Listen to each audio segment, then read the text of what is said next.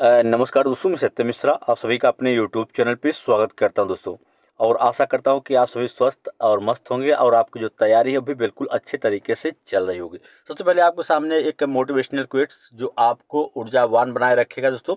मंजिल उन्हीं को मिलती है जिनके सपनों में जान होती है, पंख से कुछ नहीं होता, हौसलों से उड़ान होती है। बिल्कुल भैया, मंजिल सिर्फ उन्हीं को मिलती है जो सपना तो देखते हैं लेकिन जी जान लगा के मेहनत करते हैं। ठीक है, तो अब आगे चलते हैं दोस्तों। यहाँ पे सबसे पहले आपके 10 मिनट जो हैं या 5 मिनट जो है बहुत ही ज़्यादा महत्वपूर्ण होने वाले हैं, क्योंकि यहाँ पे विटामिन्स है और उन विटामिन्स की कमी से कौन सा रोग होता है उसके बारे में यहाँ पे देखेंगे। तो चलिए दोस्तों फटाफट उसको हम देखते हैं। सबसे पहले यहाँ पे सबसे पहले विटामिन्स यहाँ पे दिया गया है कि विटामिन और उनकी कमी से होने वाला रोग। जैसे विटामिन ए है, उसका वैज्ञानिक नाम है रेटिनल और इसकी कमी से रतौंधी रोग होता है। वहीं विटामिन बी 1 की बात करें तो जिसका रासायनिक नाम होता है थायमिन, उसकी कमी से बेरी रोग होता है। और विटामिन बी 2 का राइबोफ्लेविन कहते हैं और इसकी कमी से केरोसिस रोग होता है। वहीं विटामिन बी 3 जो है उसका रासायनिक नाम होता है नियासिन और उसकी कमी से पेलाग्रा रोग होता है। विटामिन बी 5 की कमी से, जिसको हम पेंटोथीनिक अम्ल बोलते हैं, और उसकी कमी से चर्म रोग, वृद्धि कम होती है, बाल सफ़ेद होने लगता है। और वहीं अगर हम विटामिन बी 6 की बात करें तो विटामिन 6 जो है उसका रासायनिक नाम होता है पायरिडॉक्सिन होता है, उसकी कमी से एनीमिया रोग होता है। वहीं विटामिन बी 7 की बात करें तो जिसका रासायनिक नाम बायोटीन होता है और उसकी कमी से चर्म रोग या बालों का जो झड़ना होता है ये रोग होता है। आगे चलिए फटाफट देखते हैं। विटामिन बी 7 उसको कहते हैं कि बायोटीन रासायनिक नाम है, चर्म रोग होता है और बालों का झड़ना भी होता है। वहीं विटामिन बी 12 की बात करें तो विटामिन बी 12 जो होता है इसका रासायनिक नाम होता है कोबालेमीन होता है, साइनोकोबालेमीन होता है। इसकी कमी से एनीमिया रोग होता है, तंत्रिका तंत्र का खराब होना। वहीं विटामिन सी की बात करें तो जिसकी कमी से स्कर्वी रोग होता है और इसका विटामिन सी का रासायनिक नाम होता है एस्कॉर्बिक एसिड होता है। वहीं विटामिन डी की बात करें तो जिसका रासायनिक नाम होता है कैल्सीफिरॉल और उसकी कमी से रिकेट्स रोग होता है। और विटामिन ई को टोकोफेराल बोलते हैं, जिसकी कमी से जनन शक्ति का कम होना। वहीं विटामिन के की बात करें तो विटामिन के को फिलोक्विनोन बोलते हैं, फिलोक्विनोन बोला जाता है। उसकी कमी से रक्त का थक्का नहीं बनता है, रक्त थक्का नहीं जमता है। ठीक है, अब दोस्तों यहाँ पे हम एक प्रश्न आपको बता दें कि अक्सर एक प्रश्न पूछा जाता है कि कौन सा ऐसा विटामिन है जो कि जल में घुलनशील होता है। बिल्कुल भैया, जो आपका विटामिन बी और सी होता है ये आपका जल में घुलनशील होता है। वहीं अगर हम बात करें कौन सा ऐसा विटामिन है जो कि वसा में घुलनशील होता है, तो इसके अलावा जो भी आपके विटामिन जो हैं बचते हैं सभी क्या होते हैं, वसा में घुलनशील विटामिन होते हैं। तो ये रहा दोस्तों, फटाफट आपने देख लिया। इसके बाद हम चलते हैं कुछ प्रमुख जो सुर्खियां हैं, सबसे पहले उस पर प्रकाश डालते हैं, उसको देखते हैं कि उत्तर प्रदेश को व्यापार सुधारने में बेस्ट अचीवर का पुरस्कार जो है वो मिला। राष्ट्रमंडल रैपिड शतरंज चैंपियनशिप में भारतीयों का उत्कृष्ट प्रदर्शन रहा। और उत्तर प्रदेश और बिहार में 4 प्रमुख नमामि गंगे परियोजना जो है वो शुरू की गई। प्रधानमंत्री मोदी ने जल संचय जन भागीदारी जल संरक्षण योजना जो है शुरू की। हिमाचल प्रदेश विधानसभा ने दल बदलुओं की पेंशन समाप्त करने का वाला विधेयक जो है पारित किया। प्रवीण कुमार ने पुरुषों की ऊंची कूद T64 में स्वर्ण पदक जो है हासिल किया। सौरभ सैनी ने बाधिर चैंपियनशिप में विश्व रिकॉर्ड के साथ स्वर्ण पदक जो है जीता। सोमनाथ ने इसरो पर the Hindu coffee table book का विमोचन किया। रोनाल्डो 900 कैरियर गोल तक पहुंचने वाले पहले खिलाड़ी बन गए। महाराष्ट्र ने $10 अरब की सेमीकंडक्टर फैब इकाई को मंजूरी दी। मनीष कुमार गुप्ता को अरुणाचल प्रदेश के मुख्य सचिव जो है नियुक्त किया गया।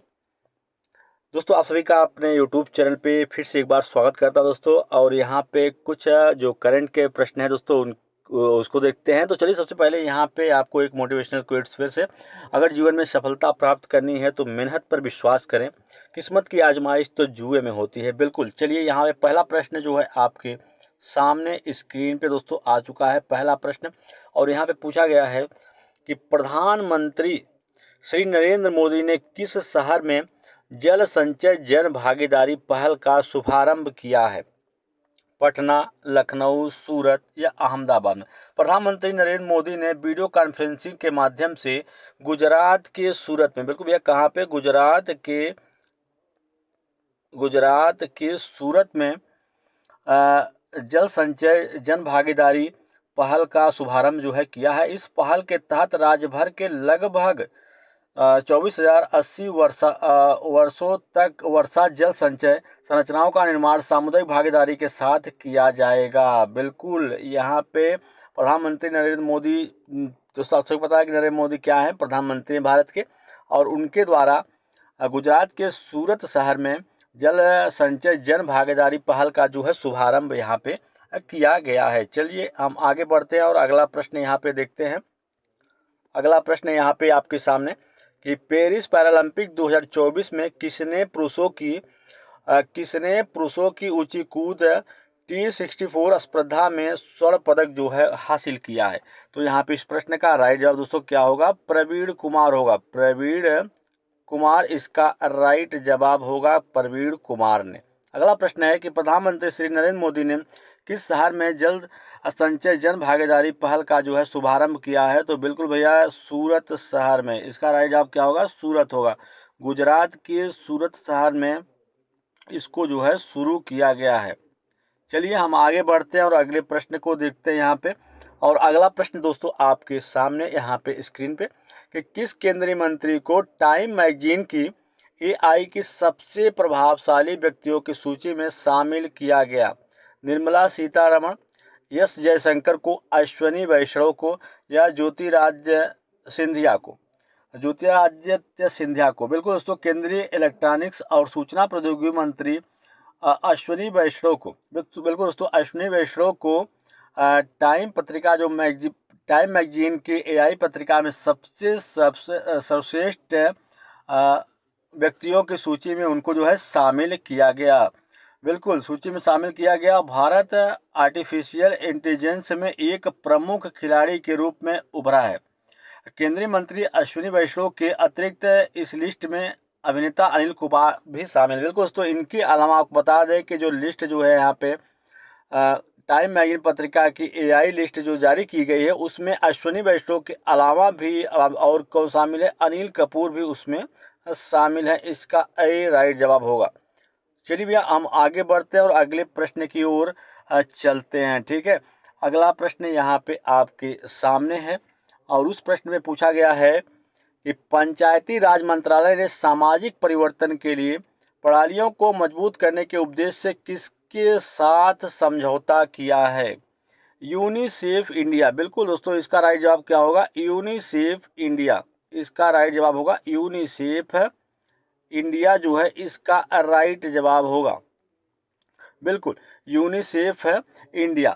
तो किस केंद्रीय मंत्री को टाइम मैगजीन के AI में सबसे प्रभावशाली व्यक्तियों की सूची में जो है शामिल किया गया है? तो बिल्कुल यहाँ पे हम बात करें तो अश्विनी वैष्णव को। किसको दोस्तों? अश्विनी वैष्णव को जो है उस शामिल किया गया है और इनके अलावा जो है अनिल कपूर भी इस सूची में शामिल हैं। चलिए भैया आगे चलते हैं और अगला प्रश्न जो है यहाँ पे हम देखते हैं अगले प्रश्न को। अगला प्रश्न है यहाँ पे कि हाल ही में किस राज्य सरकार ने पुलिस बल में महिलाओं को 33% आरक्षण की घोषणा जो है की है? उत्तर प्रदेश, मध्य प्रदेश, बिहार या राजस्थान? तो राजस्थान के मुख्यमंत्री भजन लाल शर्मा। बिल्कुल दोस्तों अगर हम यहाँ पे बात करें तो राजस्थान सरकार जो है 33% आरक्षण की घोषणा की है। अब हम राजस्थान के मुख्यमंत्री की बात करें तो राजस्थान के मुख्यमंत्री कौन है? भजन लाल शर्मा जो हैं, भजन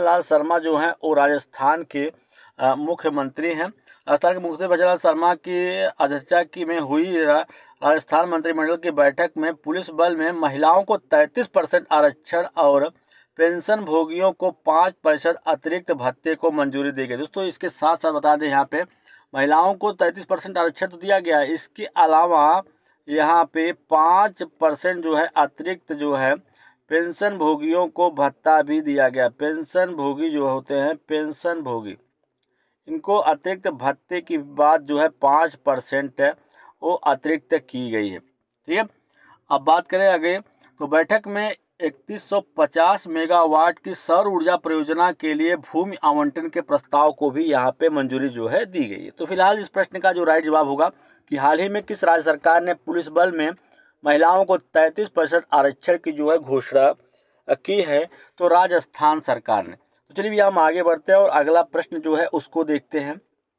अगला प्रश्न है यहाँ पे कि अंडर 20 विश्व कप विश्व कुश्ती चैंपियनशिप में किस भारतीय महिला रेसलर ने स्वर्ण पदक जो है वो हासिल किया है? बिल्कुल, ज्योति बेरवाल ने। किसने दोस्तों? ज्योति। यहाँ पे इस प्रश्न का जो राइट जवाब होगा किसने हासिल किया है, तो ज्योति बेरवाल ने। ज्योति बेरवाल ने इसको जो है वो हासिल किया है। अगला प्रश्न है कि कपिल परमार किस खेल में पैरालंपिक पदक जीतने वाले पहले भारतीय एथलीट जो हैं बने हैं? तो जूडो। इसका राइट जवाब क्या होगा दोस्तों? जूडो इसका राइट जवाब होगा कि जूडो में। ठीक है, चलिए हम आगे चलते हैं और अगला जो प्रश्न है उस प्रश्न को यहाँ पे हम देखते हैं भैया। अगला प्रश्न आपके सामने है। देखिए, कपिल परमार किस खेल में पैरालंपिक पदक जीतने वाले पहले भारतीय एथलीट जो है वो बने हैं? तीरंदाजी, जूडो, निशानेबाजी, टेबल टेनिस। तो बिल्कुल इस प्रश्न का कपिल परमार जो है किस खेल में पैरालंपिक पदक जीतने वाले पहले भारतीय एथलीट बने हैं? तो जूडो में। तो बिल्कुल पैरालंपिक कपिल परमार ने इतिहास रचते हुए पेरिस पैरालंपिक में जूडो में देश के कांस्य पदक जो है दोस्तों, बिल्कुल दोस्तों इन्होंने जूडो में कौन सा पदक हासिल किया है? कांस्य पदक। कांस्य पदक जो है उसको यहाँ पे इन्होंने हासिल किया है। और बात करें तो 24 वर्षीय भारतीय जूडोको ने क्लास में इवेंट में यह कांस्य पदक मैच से जीता है और इसके साथ ही कपिल परमार पैरालंपिक पदक जीतने वाले पहले भारतीय एथलीट बन गए हैं। बिल्कुल, तो पैरालंपिक में पदक जीतने वाले पहले भारतीय एथलीट जो है वो बने हैं।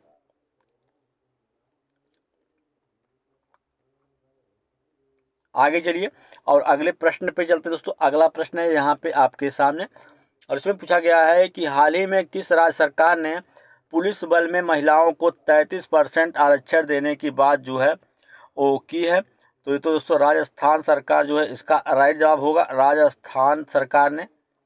और राष्ट्रीय ओपन एथलीट चैंपियनशिप में महिलाओं की लंबी कूद में स्वर्ण पदक किसने जीता? महिलाओं की स्वर्ण पदक जो है वो किसने जीता? तो एनसी सोजोन ने। कौन दोस्तों? एनसी सोजन।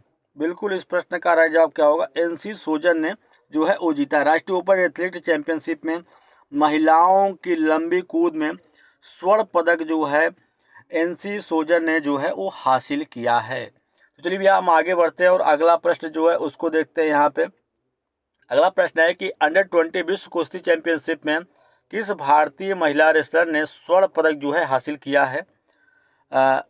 अंतिम पंघाल ने, अंशु मलिक ने, अलका तोमर ने या ज्योति बेरवाल ने? तो बिल्कुल दोस्तों इस प्रश्न का जो राइट जवाब होगा कि कुश्ती में भारतीय रेसलर ज्योति बेरवाल ने स्पेन के पिंटेवेंद्रा में अंडर 20 विश्व चैंपियनशिप में महिलाओं के 76 किलोग्राम फ्रीस्टाइल वर्ग में स्वर्ण पदक जो है वो हासिल किया है। तो इस प्रश्न का राइट जवाब ऑप्शन नंबर 4 होगा।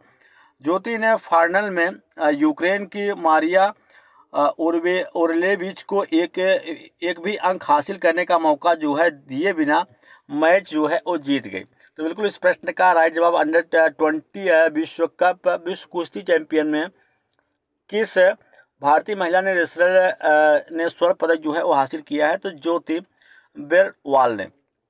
आगे चलते हैं भैया, अगला प्रश्न यहाँ पे हम देखते हैं और अगला प्रश्न यहाँ पे कि राष्ट्रपति द्रौपदी मुर्मू ने विश्व शांति बुद्ध विहार का उद्घाटन जो है वो कहाँ पे किया? बिल्कुल इस प्रश्न का अगर राइट जवाब देखेंगे तो यहाँ पे कहाँ पे किया है? महाराष्ट्र में, महाराष्ट्र के लातूर में। बिल्कुल दोस्तों इस प्रश्न का राइट जवाब क्या होगा? महाराष्ट्र के लातूर में राष्ट्रपति द्रौपदी मुर्मू ने विश्व शांति बुद्ध विहार का उद्घाटन जो है महाराष्ट्र के लातूर में किया है। किस देश ने T20I क्रिकेट इतिहास में पावर प्ले का सबसे बड़ा टोटल जो है वो बनाया है? तो बिल्कुल भैया इसका राइट जवाब क्या होगा? ऑस्ट्रेलिया इसका राइट जवाब होगा कि ऑस्ट्रेलिया ने T20I की क्रिकेट इतिहास में पावर प्ले में सबसे बड़ा स्कोर जो है वो हासिल किया है या बनाया है। तो ऑस्ट्रेलिया इसका राइट जवाब होगा। चलिए भैया हम आगे बढ़ते हैं और अगला प्रश्न जो है उसको यहाँ पे देखते हैं।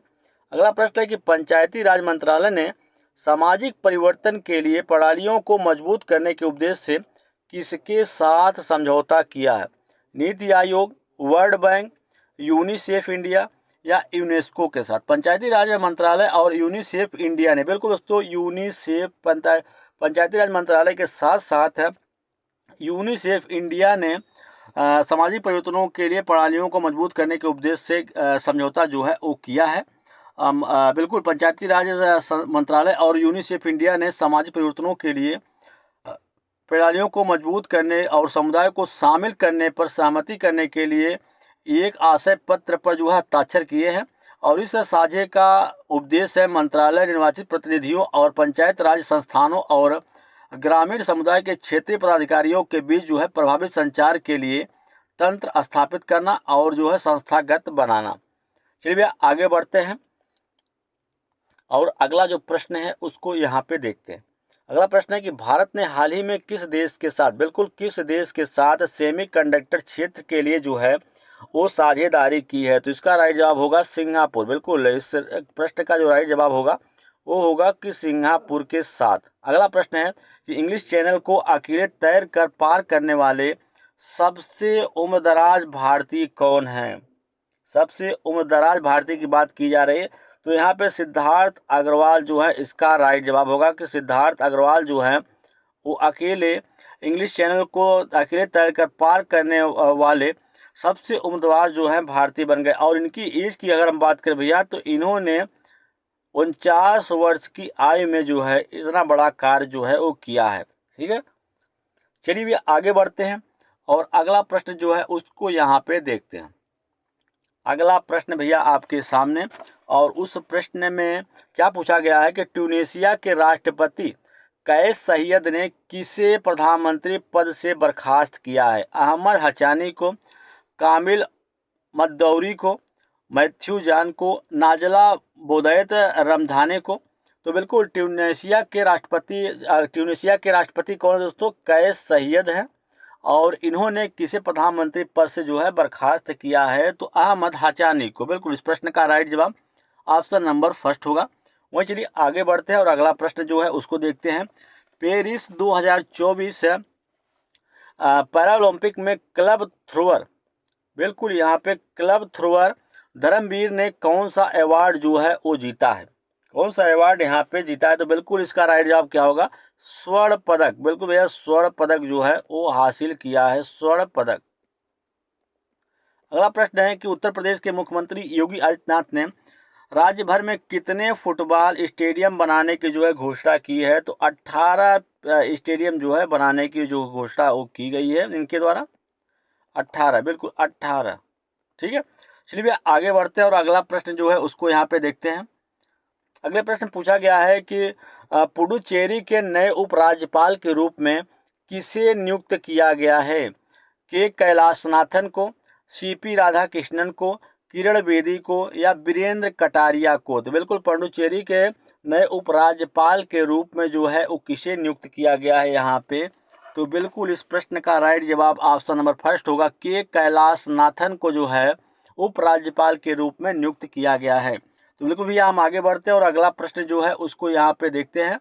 अगला प्रश्न है यहाँ पे कि सरकार ने साल 2034 तक कितने मिलियन टन घरेलू इस्पात उत्पादन का जो है लक्ष्य यहाँ पे रखा है? तो बिल्कुल 500 मिलियन टन। बिल्कुल भैया इस प्रश्न का जो राइट जवाब होगा कितने मिलियन टन? 500 मिलियन टन जो है का लक्ष्य यहाँ पे जो है रखा गया है। ठीक है, आगे बढ़ते हैं। प्रधानमंत्री नरेंद्र मोदी जल संचय जन भागीदारी के पहल का उद्घाटन कहाँ करेंगे या कहाँ पे किया है? तो बिल्कुल दोस्तों इसका राइट जवाब क्या है? सूरत में। चलिए भैया आगे बढ़ते हैं और अगले प्रश्न को यहाँ पे हम देखते हैं। और अगला प्रश्न जो है यहाँ पे आपके सामने, और इस प्रश्न में पूछा गया है कि IICA में अग्रणी कार्यकारी खोज फर्मों के साथ गोलमेज परामर्श बैठक की अध्यक्षता जो है किसने की? मनोज सिंह ने, डॉक्टर अजय भूषण पांडे ने, डॉक्टर नीरज गुप्ता ने, शांतनु झा ने। तो बिल्कुल इस प्रश्न का अगर हम राइट जवाब की बात करें तो IICA में अग्रणी कार्यकारी खोज फर्मों के साथ है गोलमेज परामर्श बैठक की अध्यक्षता में किसने की है? तो इस प्रश्न का राइट जवाब ऑप्शन नंबर सेकंड होगा, डॉक्टर अजय भूषण पांडे ने। भैया चलिए अगले प्रश्न की ओर बढ़ते हैं, और अगला प्रश्न जो है करंट का उसको देखते हैं यहाँ पे कि लोकसभा में आपदा प्रबंधन संशोधन विधेयक 2024 किसके द्वारा पेश किया गया? राजनाथ सिंह के द्वारा, डॉक्टर जितेंद्र सिंह के द्वारा, शिवराज सिंह चौहान, अमित शाह। तो इस प्रश्न का राइट जवाब दोस्तों क्या होगा? ऑप्शन नंबर 4, अमित शाह के द्वारा इसको जो है यहाँ पे पेश किया गया। चलिए हम आगे बढ़ते हैं, और यहाँ पे जो को ये दोस्तों जीके डोज उसको देखते हैं। यहाँ पे जीके का कुछ महत्वपूर्ण प्रश्न है जो कि आपके हर एक एग्जाम, चाहे आपका एसएससी हो, पुलिस हो, कुछ हो दोस्तों, एसएससी जीडी हो, हर एक एग्जाम के लिए दोस्तों महत्वपूर्ण है। पहला प्रश्न है यहाँ पे आपके सामने कि भारतीय संविधान के अनुसार अनुच्छेद 14 से 18 तक जो है किस अधिकार से संबंधित है? तो बिल्कुल यहाँ पे जो 14 से लेकर 18 तक अनुच्छेद है वो आपके समता के अधिकार से संबंधित है। समता का अधिकार जो है वो अनुच्छेद 14 से लेकर 18 के बीच में है। ठीक है, चलिए भैया हम आगे बढ़ते हैं, अगला प्रश्न देखते हैं कि विश्व का सबसे बड़ा संविधान जो है वो किस देश का है? बिल्कुल भैया, विश्व का सबसे बड़ा संविधान जो है वो भारत का है। अगर हम बात करें यहाँ पे तो संविधान को बनने में कितना समय लगा था? तो 2 वर्ष 11 महीना और 18 दिन का जो समय है वो संविधान को बनने में लगा था। अगला प्रश्न है कि मौलिक कर्तव्य को भारतीय संविधान में कहाँ से लाया गया? बिल्कुल भैया, मौलिक कर्तव्य को भारतीय संविधान में कहाँ से शामिल किया गया है? तो मौलिक कर्तव्यों को भारतीय संविधान में रूस से लाया गया है। तो फिर एक बार देख लीजिएगा सभी प्रश्न कि भारतीय संविधान के अनुसार अनुच्छेद 14 से 18 तक किस अधिकार संबंधित है? समता का अधिकार। विश्व का सबसे बड़ा संविधान किस देश का है? भारत का है। मौलिक कर्तव्यों को भारतीय संविधान में कहाँ से लाया गया है? कि रूस से लाया गया है। चलिए आगे बढ़ते हैं, अगला प्रश्न देखते हैं। यहाँ पे गोवा को राज्य का दर्जा जो है कब मिला था? गोवा जो है उसको, अगर हम बात करें गोवा को पूर्ण राज्य का दर्जा जो है वो कब हासिल हुआ था? तो 1987 में ये दर्जा जो है गोवा को मिला था। पूर्ण राज्य का दर्जा जो है गोवा को मिला था। भारतीय आधार पर 1953 में गठित होने वाला भारत का पहला राज्य कौन सा है? बिल्कुल भैया, आंध्र प्रदेश। कौन सा है? आंध्र प्रदेश है, इसका राइट जवाब होगा आंध्र प्रदेश। चलिए हम आगे बढ़ते हैं, अगला प्रश्न देखते हैं कि नागरिकता से संबंधित अधिनियम जो है कब पारित किया गया था? नागरिकता से संबंधित अधिनियम जो है 1955 में पारित किया गया था। कब? 1955। चलिए एक बार फिर देख लीजिए पूरे प्रश्न को कि गोवा को राज्य का दर्जा कब मिला था? 1987 में। भारतीय भाषाई आधार पर 1953 में गठित होने वाला भारत का पहला राज्य कौन सा था? आंध्र प्रदेश था। नागरिकता से संबंधित अधिनियम जो है कब आया था? 1955 ईस्वी में आया था। चलिए आगे बढ़ते हैं और अगला प्रश्न जो है उसको देखते हैं यहाँ पे कि भारत में किस प्रकार की नागरिकता का प्रावधान है? भारत में किस प्रकार की नागरिकता का प्रावधान है? तो भारत में एकल नागरिकता का जो है प्रावधान, भारत में एकल नागरिकता का जो प्रावधान है वो भारत में है। और बात करें तो भारत में एकल नागरिकता की अवधारणा कहाँ से अपनाई गई थी? तो बिल्कुल इंग्लैंड से अपनाई गई थी। कहाँ से? इंग्लैंड। भारत में एकल नागरिकता की जो अवधारणा है वो कहाँ से आई थी? इंग्लैंड से आई थी या इंग्लैंड से अपनाई गई थी। ठीक है, आगे है कि भारतीय संविधान के कौन से भाग में मौलिक अधिकारों पर चर्चा की गई है? भाग 3। बिल्कुल दोस्तों, इस प्रश्न का राइट जवाब क्या होगा? भाग 3 में मौलिक अधिकारों पर चर्चा जो है की गई है। कौन सा अनुच्छेद प्रेस की स्वतंत्रता से संबंधित है? अनुच्छेद 18। बिल्कुल भैया, अगर हम प्रेस की स्वतंत्रता से बात करें तो कौन सा अनुच्छेद संबंधित है? अनुच्छेद 18 जो है वो प्रेस की स्वतंत्रता से संबंधित अनुच्छेद है। चलिए भैया आज के लिए इतना ही, और वीडियो को लाइक, शेयर और सब्सक्राइब दोस्तों जरूर करिएगा। ठीक है, इसी तरीके से अन्य वीडियो के साथ मैं फिर मिलूंगा, तब तक के लिए धन्यवाद।